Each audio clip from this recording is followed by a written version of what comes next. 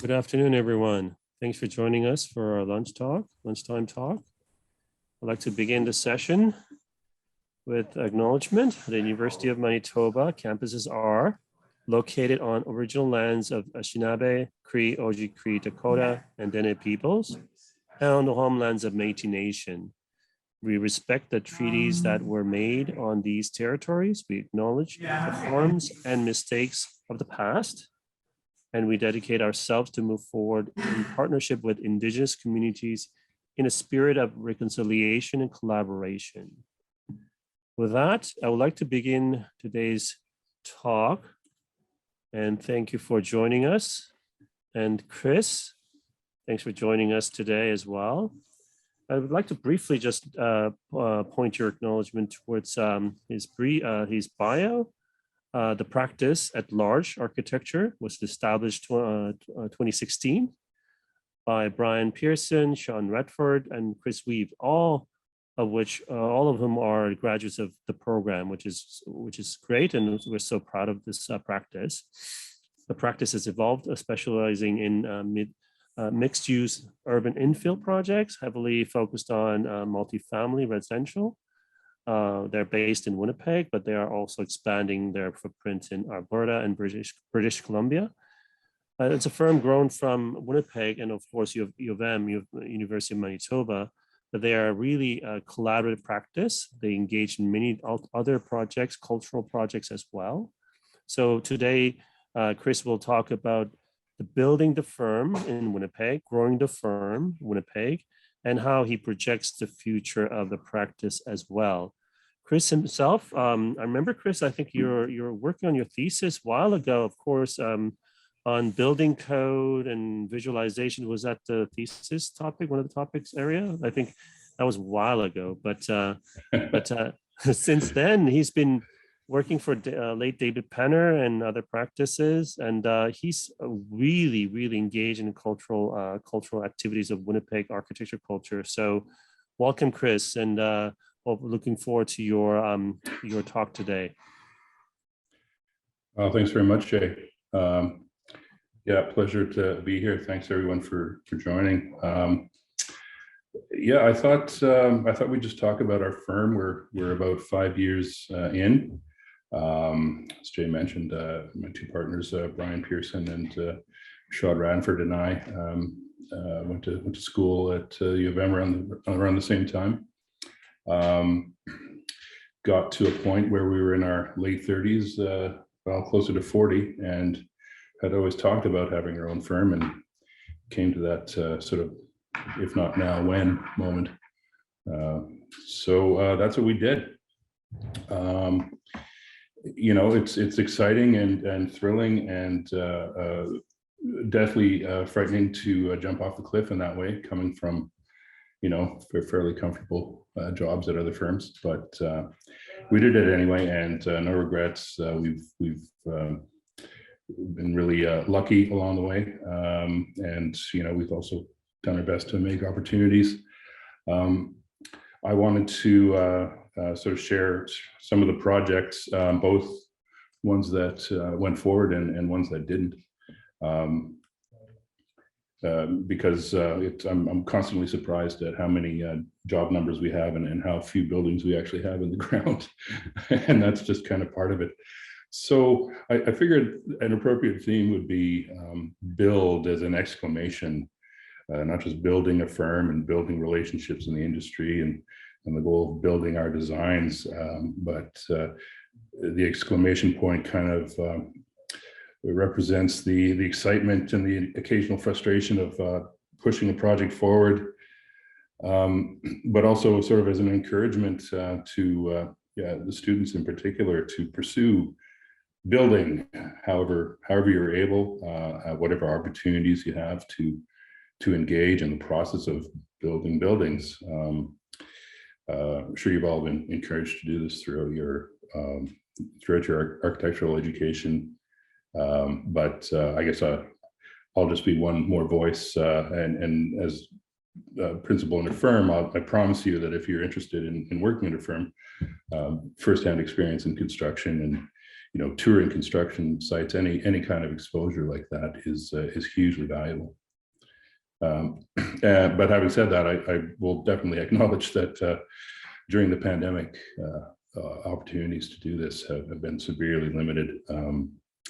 But moving forward, as things continue to open up, I think the construction industry is certainly in full swing, and hopefully those opportunities to sort of get in there and see what's going on and see how things are built. I hope those opportunities are increasingly available. Having sat in a few studio reviews, I've been really impressed and honestly humbled to see the level of commitment and stamina and the quality work that this current generation of students has displayed despite these recent circumstances. So kudos to everyone. I'm sure it's been difficult, but I hope once you're out in the world, and maybe by me sharing our experiences here at large, there'll be some way informative and even inspiring, hopefully to venture out and build things and just pursue that as the world kind of returns to normal. So I'll just talk about our office. Like I said, 5 years ago, we were squatting in this little residential condo. We shared with a small construction company. That was a really good relationship to begin with, a mutually beneficial relationship. The condo got sold. And so we started squatting in this warehouse space without a permit because we didn't have any other options. But this is where we are now. We still share space with a construction company, but also a property development company. And last year we were also joined by Station Point Photographic, Jacqueline Young.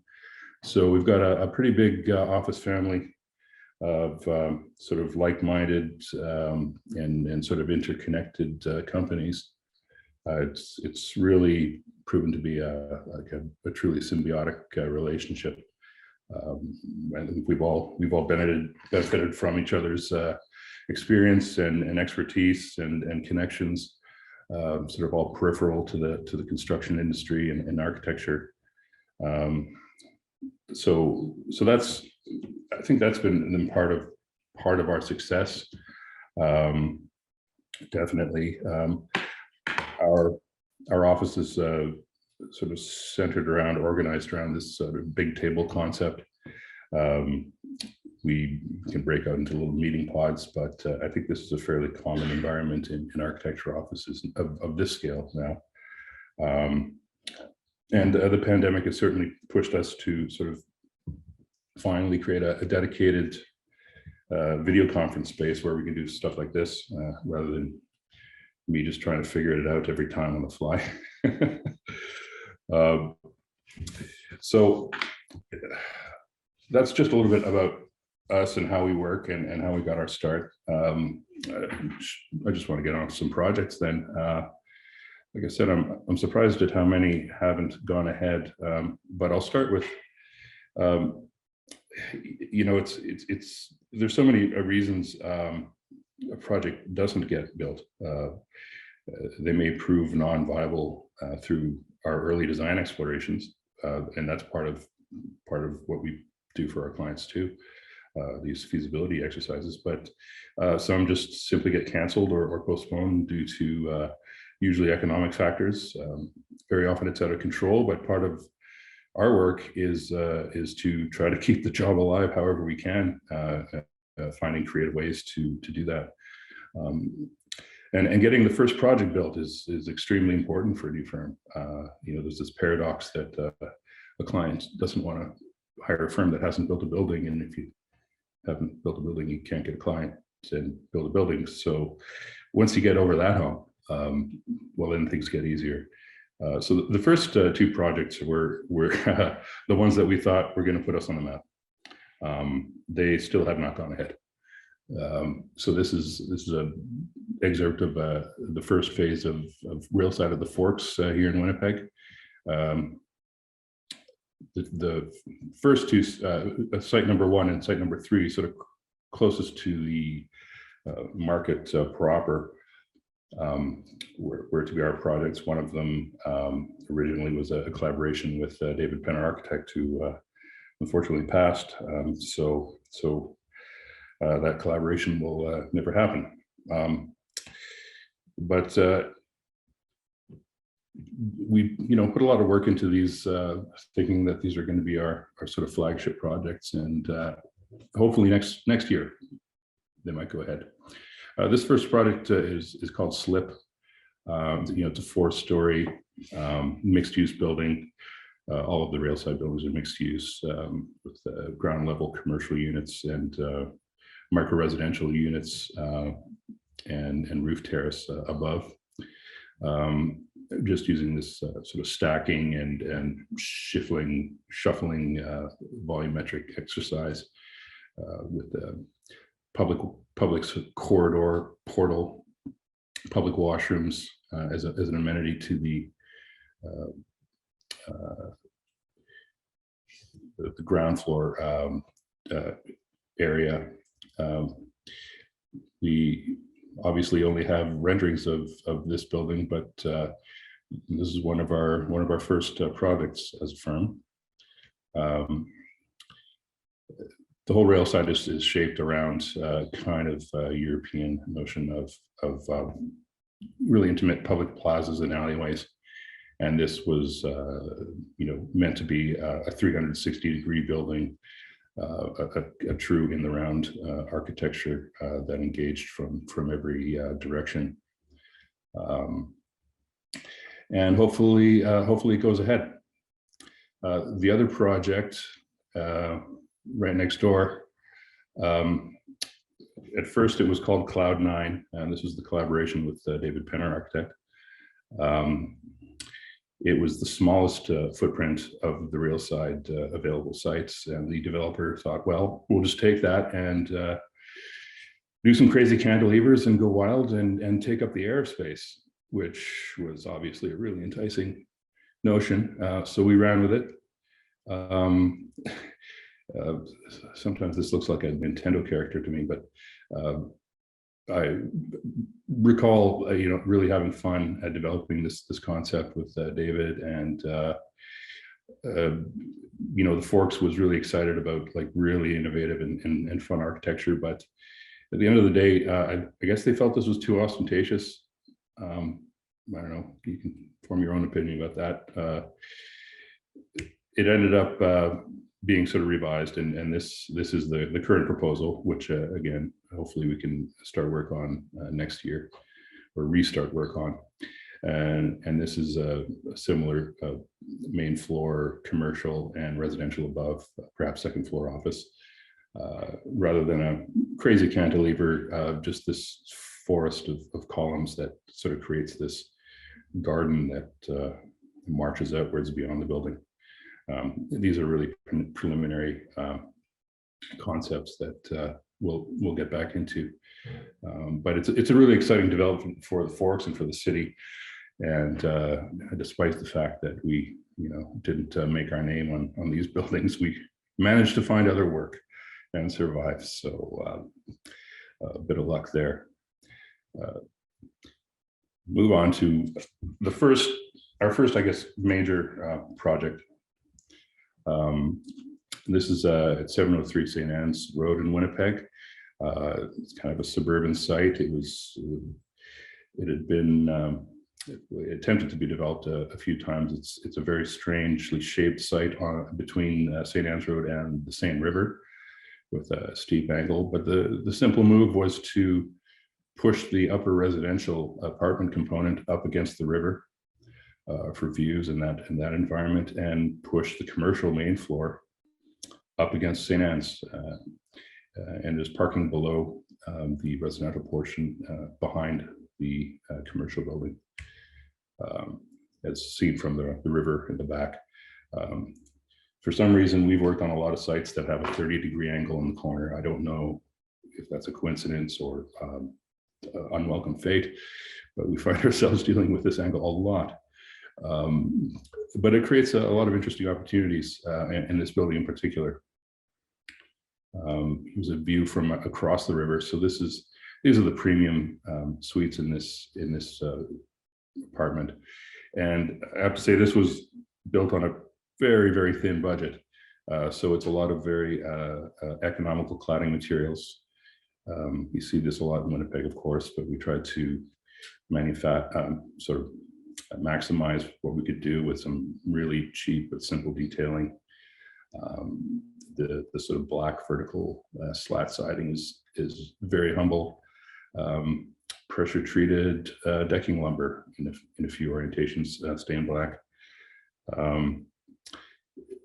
You know, it's a cheap building, but I think we were able to squeeze out every opportunity and use that geometry to make the most of it. This is the entrance to the residential portion. Around the corner is access to the parking. A lot of exposed materials. This is the elevator lobby here, just an unfurnished view of it.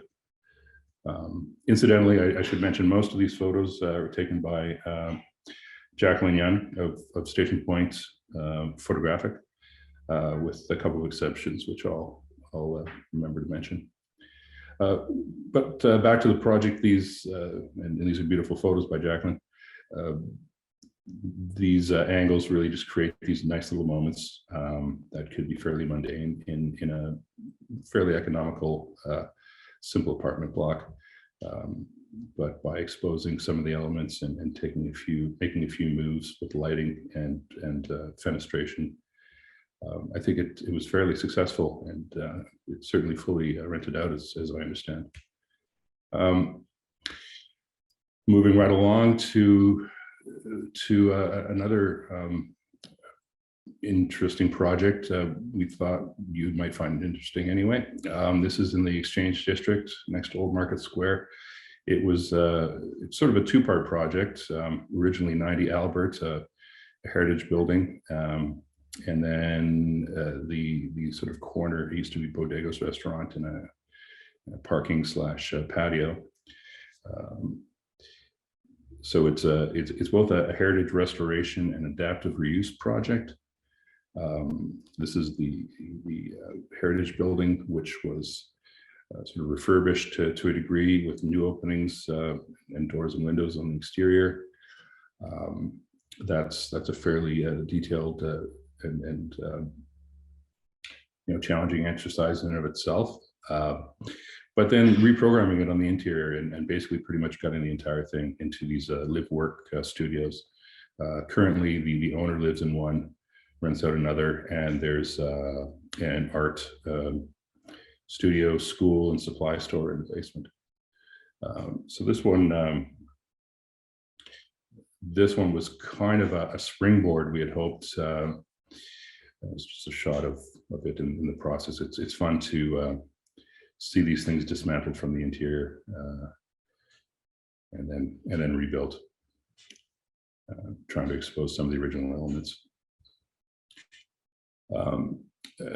This was sort of the same owner owned the rest of the property, and the real project, so to speak, was to be at 98 Albert, this 3-story commercial main floor, ideally restaurant, with 2 apartments above with a roof terrace.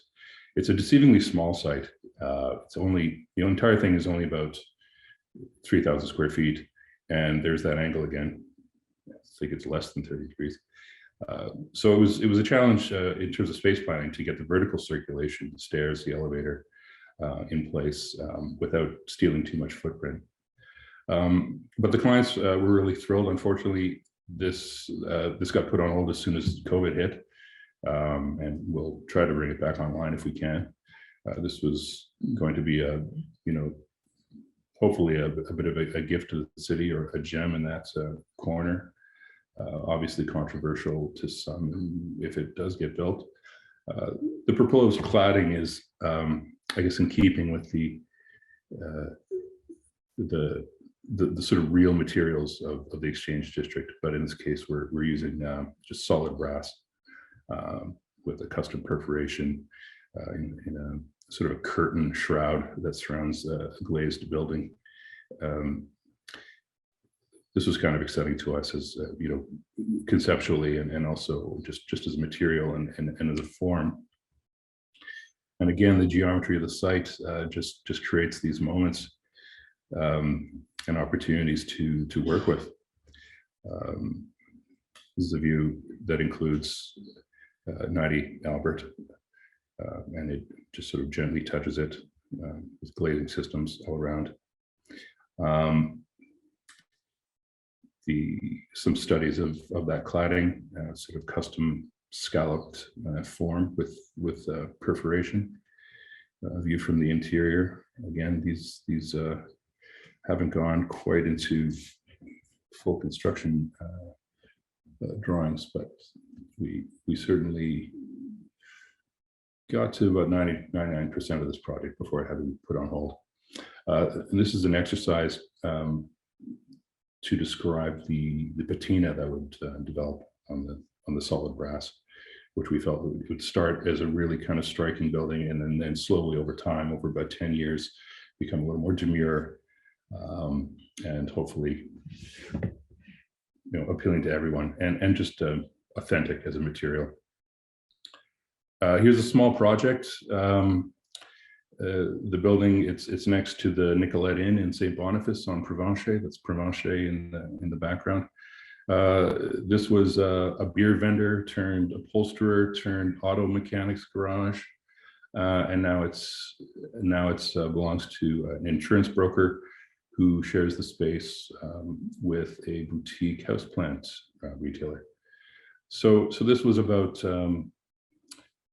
taking a really beat up building. It had been, an auto mechanic shop, and it was smelly and oil stained, and try to clean it up, but not too much.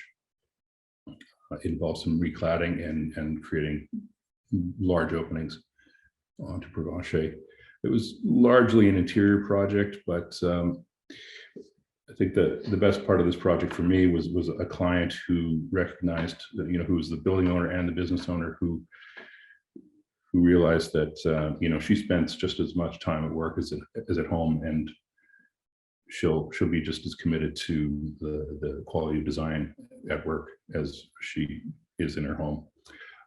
So you couldn't ask for a better client in that regard.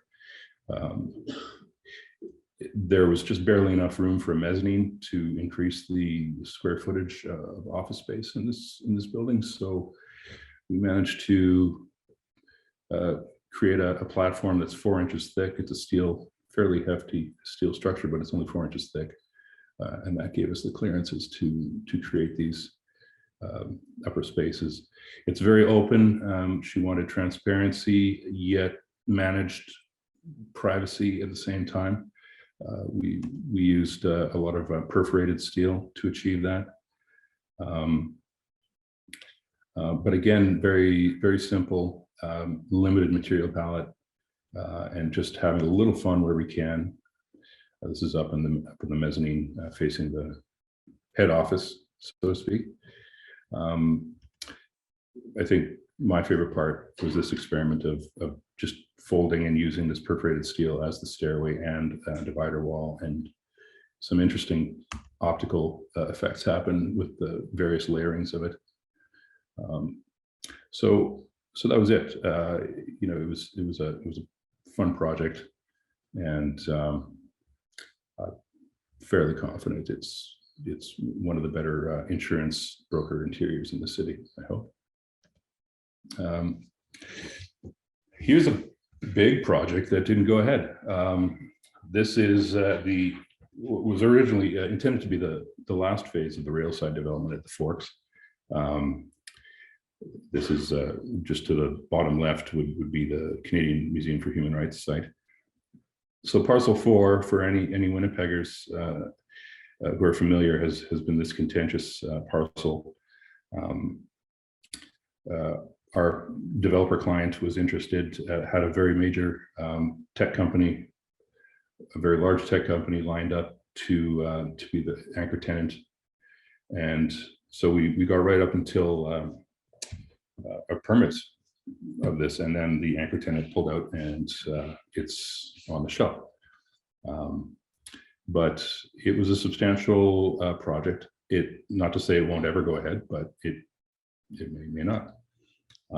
This is a fully timber frame structure, which we're pretty excited about.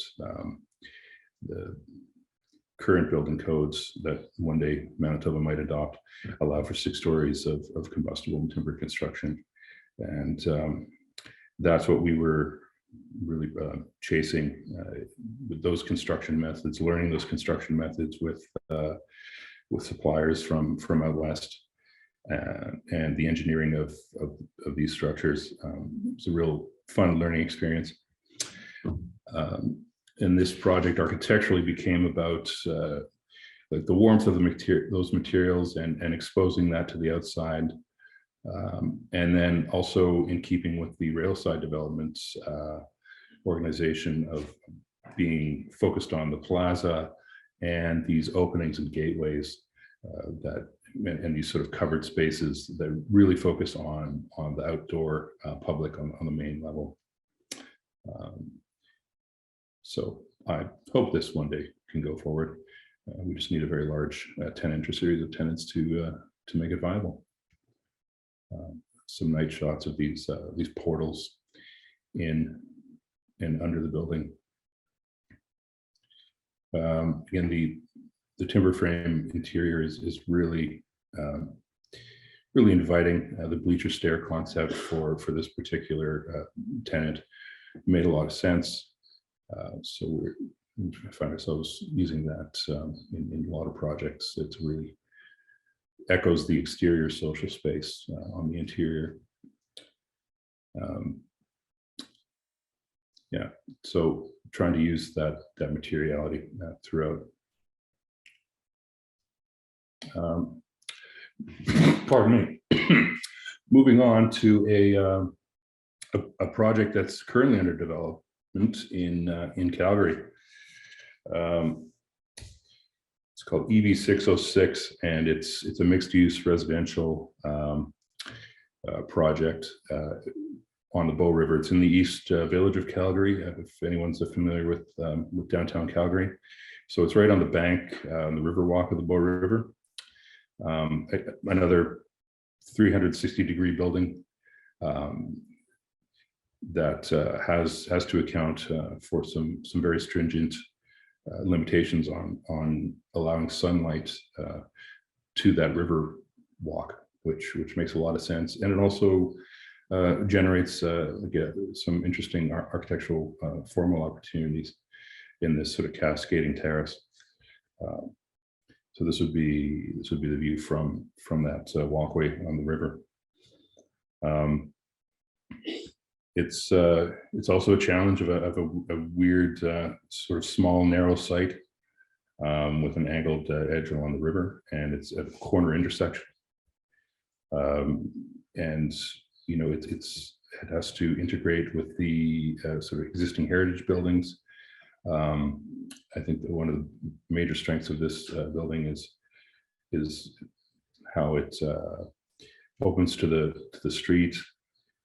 Views from even the private terraces sort of engage directly with the street, and of course these alleyways, which are always very rich urban environments. One of the reasons for the sort of graphic treatment of the masonry was sort of grown from that weirdness and the idea of having some sort of graphic dimension to this as well. So we're pretty excited about this one and confident that it'll actually be built.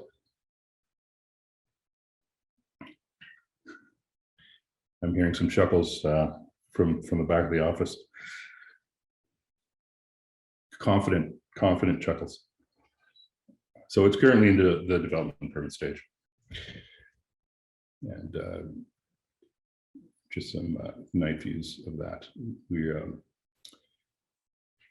we've really enjoyed working with Calgary because they have very, very high standards and high expectations. Hence, we've generated so many renderings, but this is always the fun way to understand a building and sell it to not just a client, but ultimately really sell it to a city. So next project, and this one is being built. This is actually an existing tower at 433 Main in Winnipeg, Main at Bannatyne, built in the 1970s. An office tower that was aging, and as we're seeing a lot of that generation of towers, they're being reskinned, new envelope, just general building upgrades. This is a rendering suggesting the new cladding scheme that was arrived at. Cantilevered or sort of dangling over the north edge of the building is an outdoor balcony that would connect with the amenity space at the top floor. That's still in development. The rendering from the north on Main Street. One of the big moves here was converting the top floor, which was just a mechanical penthouse, into premium residential suites. And the views of the city from up there are really spectacular. So these are just renderings. Here's one of the options. It was considered a daytime moon balcony. We'll see if the developer has an appetite for that. Here's a photo of it. So this is a real thing that got built. And this is so the office having a little get together in that upper suite. I think everyone's there. Maybe Dirk's missing. But it's a really wonderful vantage point over the Exchange District. Here's a project that we're just getting some traction on Vancouver Island. It's in a town called Sydney, BC, north of Victoria.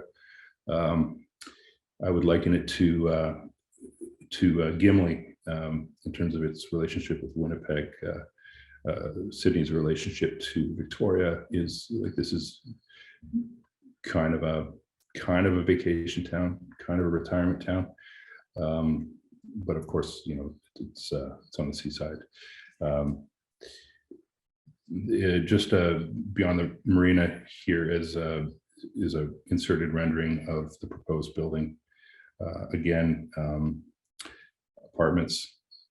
It's on a surprise triangular lot, and the challenge here was to take a rational series of boxes, for lack of a better term, of apartments, and try to shift them around and so that there isn't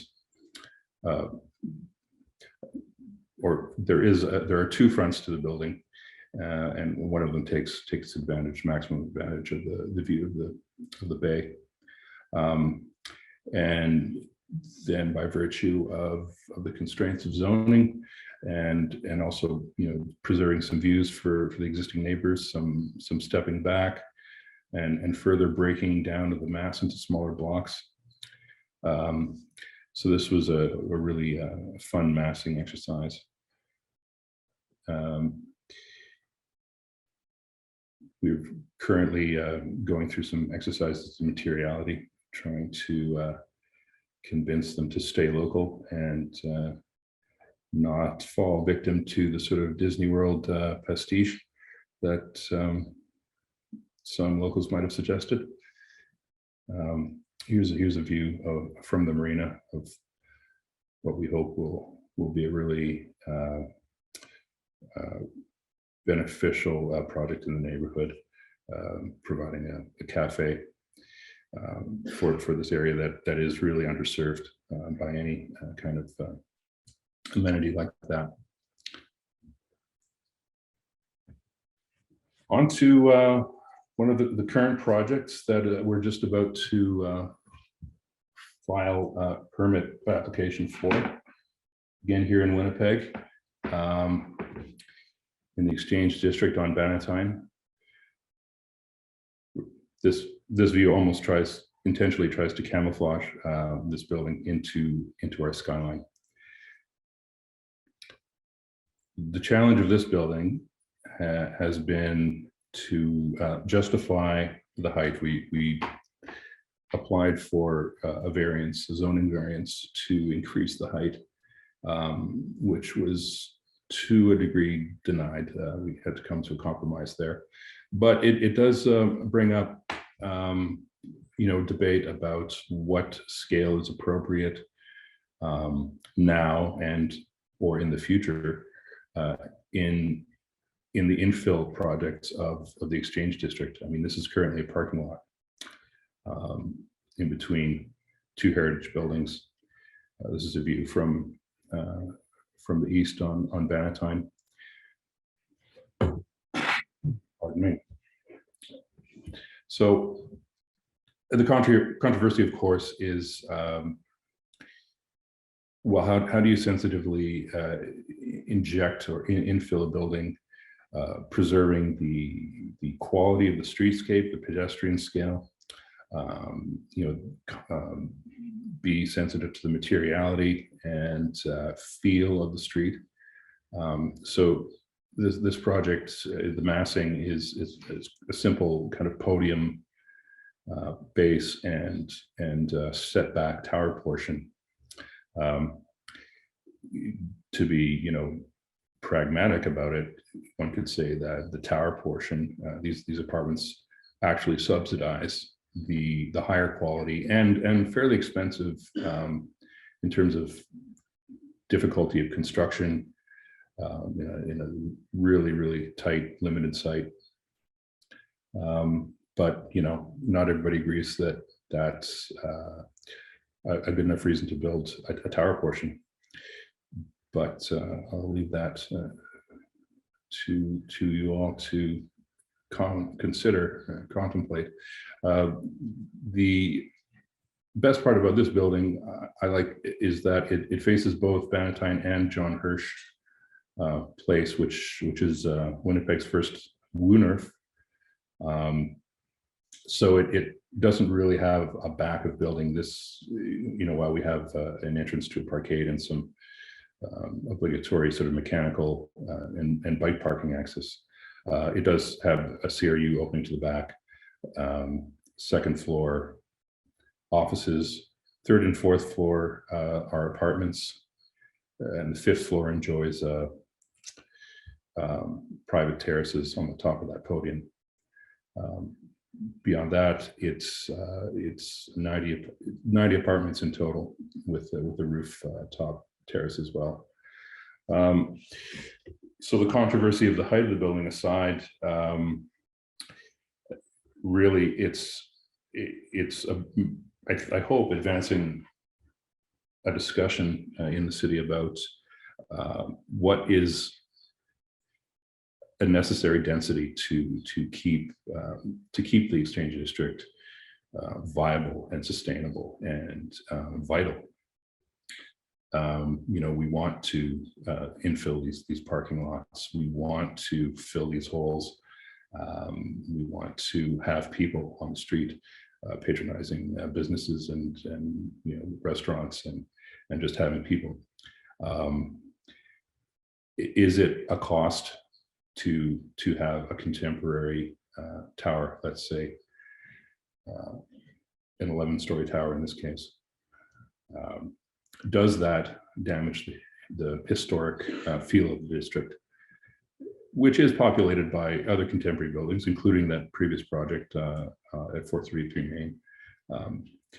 But these are the discussions that are happening, and that's sort of, I think, an ongoing sort of tug of war in Winnipeg, including and most certainly sort of led by the residents of the district.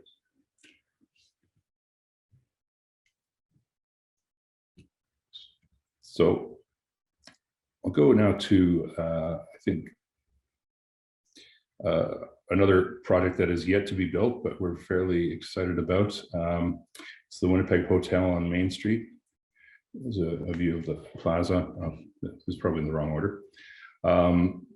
If anyone last summer was at the Beer Can, and this year at the stage attached to the Times Change Cafe, that's this space. The Winnipeg Hotel is the oldest, next to Hudson's Bay.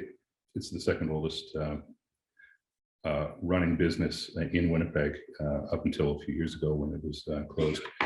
It's in pretty rough shape.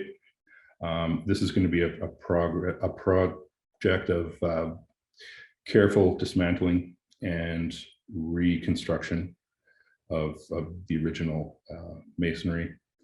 But then the interior is going to be pretty much all new structure, all new, with the addition of an event center on the roof. It will be a hotel again, so it'll continue. Winnipeg Hotel will continue to be one of the oldest institutions in the city. So that's an exciting project, and certainly an exciting addition to Main Street.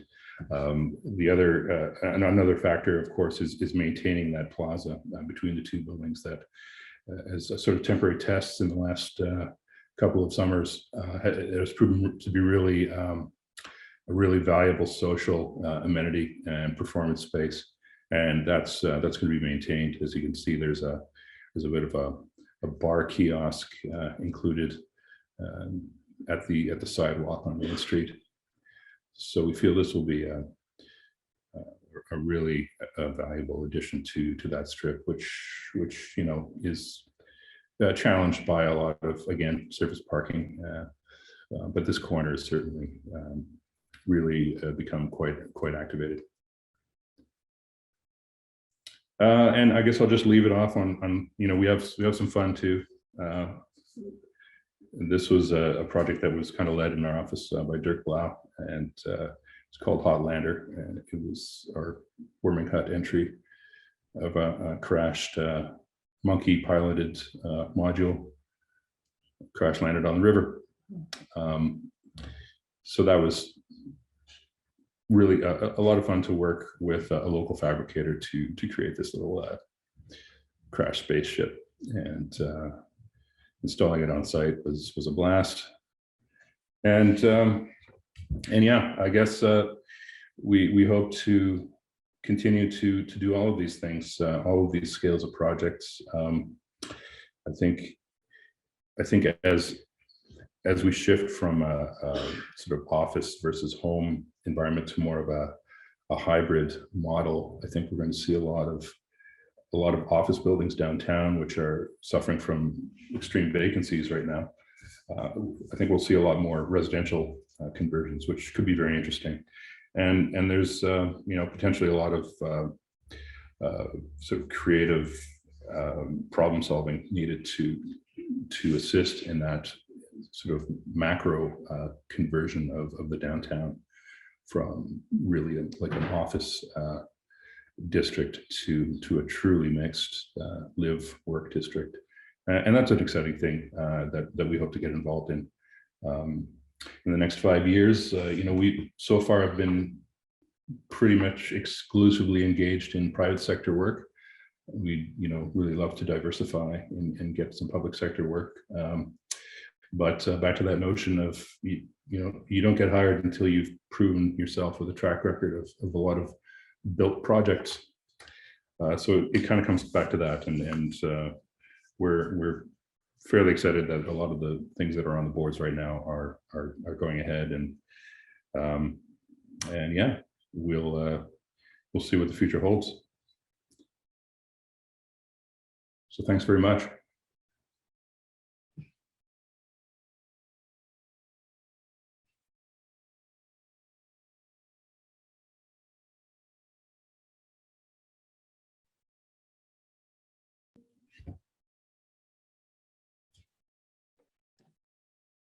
Can you hear me? Here you are. Sorry. Yeah, but my earpiece just got out of battery just as you stopped speaking. Just in time. It's technology today. Oh my God. Well, thanks, Well, Chris, for this wonderful journey of snippets of your practice. It's amazing how much work that you're going through in the last I don't know like 7 years, 6 years. well, 5 Yeah, plus, before we incorporated a little bit, yeah.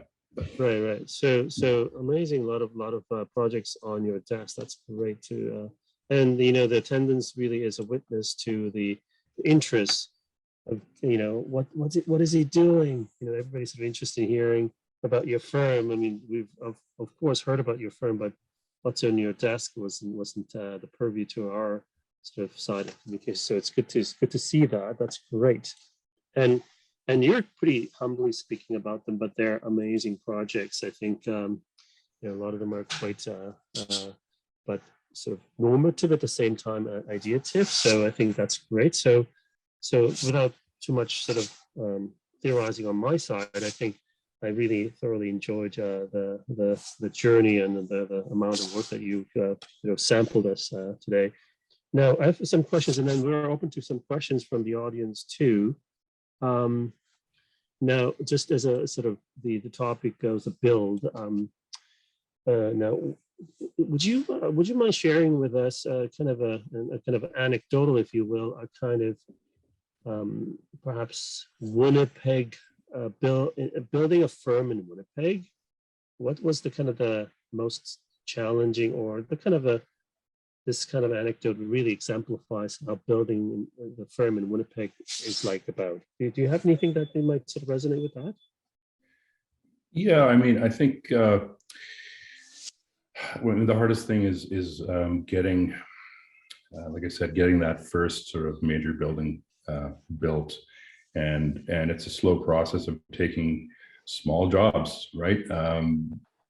Little renovations, little code review projects for tenants that are moving into a new space. It starts with I guess having at least a few connections in the industry or in the city. Given that Brian and Sean and I were the age we were when we started the firm, we had the sort of benefit of having been around for a while, and that definitely made it easier.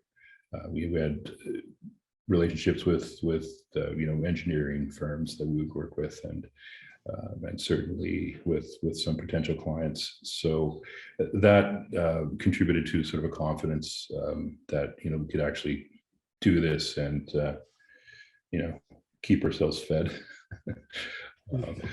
But there's certainly risk, and there are lean times in those early months and couple of years where you're not sure if the product's going to come,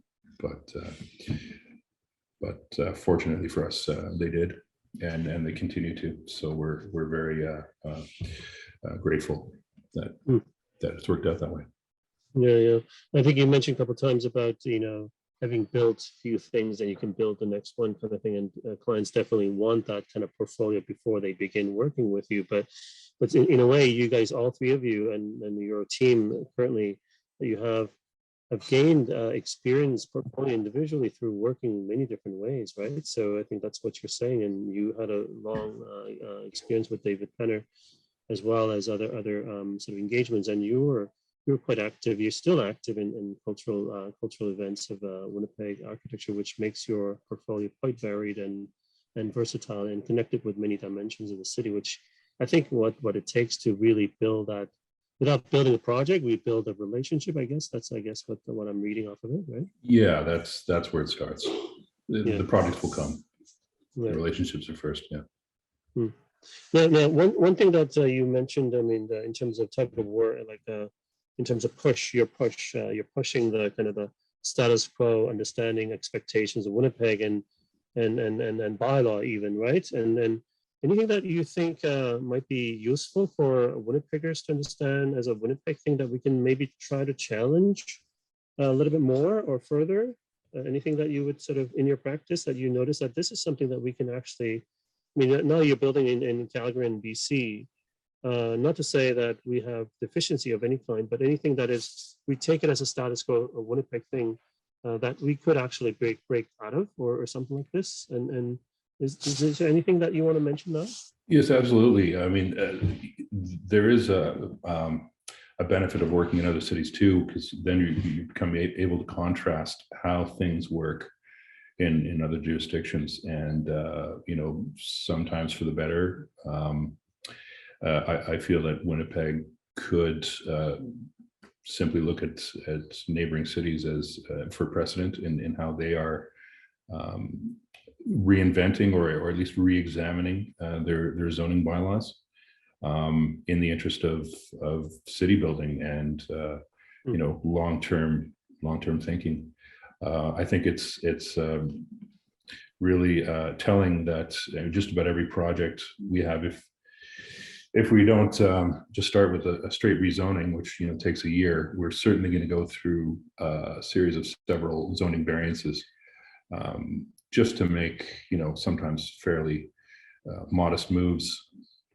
And so we find that very often maybe it's an outdated zoning bylaw, or it's sort of an incomplete or not that applicable to a particular site. It becomes the impediment that we have to design a path around, and that becomes the first year of the project.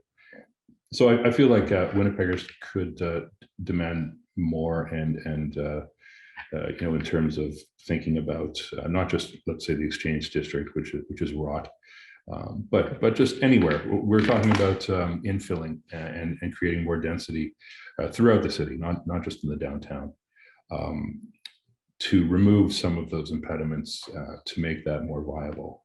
I think is a good thing, and I think all we can do as practitioners is to keep fighting those micro battles and hopefully move the needle a little bit incrementally.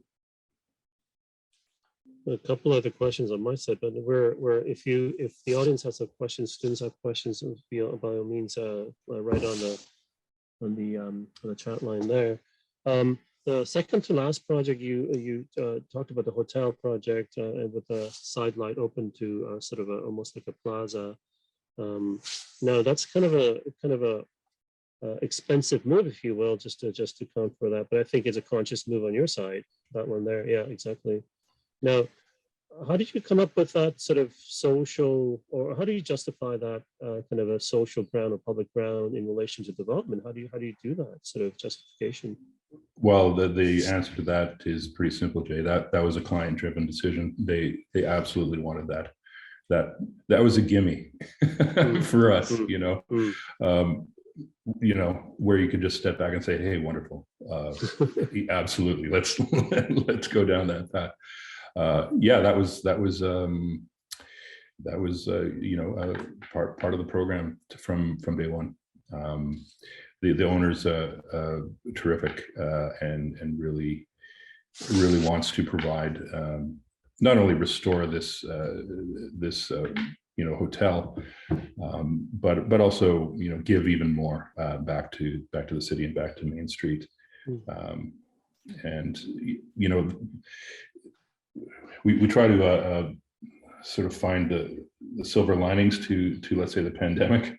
One of them is the beer can, and then 2 summers ago, and then this last summer, that stage, it became sort of the perfect opportunity to test: are people going to come to this space?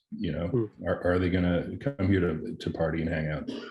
And the answer is like an overwhelming yes. So it was kind of like a proof of concept handed to them, the owners. Was that beer can sort of program, sort of temporary program, a gesture? Was that sort of like conscious effort from your side or the client's collaboration? No, that was a clients collaborated with some people that proposed that to them, and we just sort of sat back and observed and nice and attended so and drank some beer. Yeah. It's kind of a temporary sort of feasibility study. That's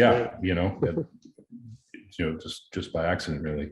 But I mean, they made it happen, of course. But to see that it was successful, as a feasibility study, that was really valuable. Perfect. One last question from my side. Um,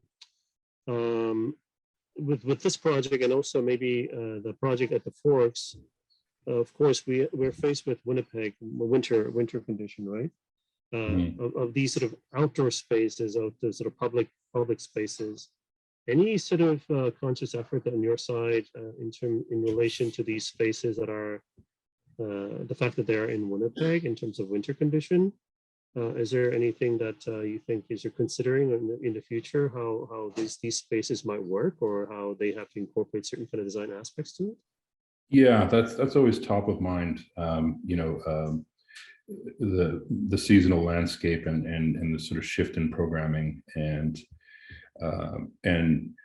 the attitudes of people, like how much time are they willing to spend outside, or are they going to go out to a space like this in the wintertime and enjoy it? I think, again, I feel like I'm giving COVID too much credit, but we've seen winter sport and just people getting out with the Riverwalk and all of these sort of public spaces being so much more active than they'd been before. I think Winnipeg has really sort of rediscovered itself as a winter city, and I think if we just sort of keep that notion alive and continue pushing development of these spaces to say, hey, yeah, come on out, we can have fun. You can have a band performing, in December, dress warmly, or maybe there's a fire pit going, but I think if you provide the spaces, very often, if it's done correctly, the people will come. The Forks expanded their trail network and options, the last couple of winters, and it just brought more and more people. So I'm fairly confident that that shifting attitude is really what's going to drive more of an outdoor winter city experience, and I think these spaces could be successful as a result. Well, it's great. I mean, at large, how did you come up with that name? Why does everybody ask that? When we were first invited to do a Cool Gardens, it was called Tilt, yellow tents at the Forks. Maybe I should have put a slide in there. Right. But we needed a name. At the time, is that true? Maybe I'm getting the story wrong myself after this. For whatever reason, Brian Pearson was traveling around the world at the time, and we had to put his name on something, and it's like, well, he's an architect, but he doesn't really work for a firm, so we're just going to call him an architect at large, and somehow at large was a funny notion to us, and it stuck, and it just kind of felt like it's a little bit outsider-ish. There's not really that much more to it. Well, that's a good anecdote, though. Thanks for sharing your work, because you're building up to your firm really is a good story, because you guys were all involved in many things, including warming huts, including Cool Garden.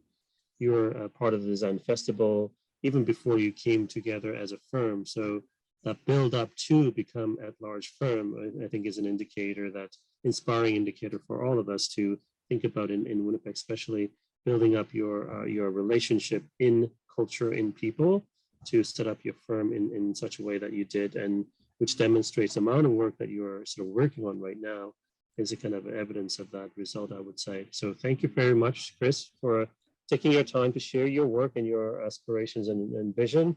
Hopefully all the projects that you shared with us goes ahead in near future, because I want to see them, and then makes the Winnipeg urban fabric a little bit more tighter and a bit more exciting. That'd be great. Thanks very much. We'll end it here. Thanks for your time, Chris. Thank you. Thanks for the invitation. It was a pleasure. Right. Thanks all. Thanks for coming. We'll see you next time.